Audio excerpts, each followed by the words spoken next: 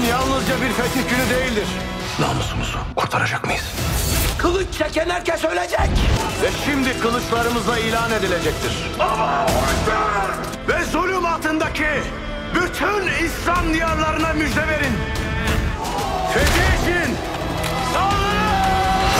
savaş başlıyor. Fethetmeye geldiğin az kalan senin mezarın olacak Selahattin. İslam'ın hilali yeryüzünü küfrün karanlığından kurtaracak.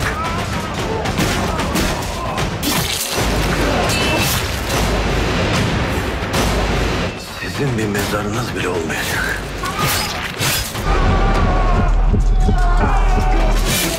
Selahattin. Seni ibret alem edeceğim.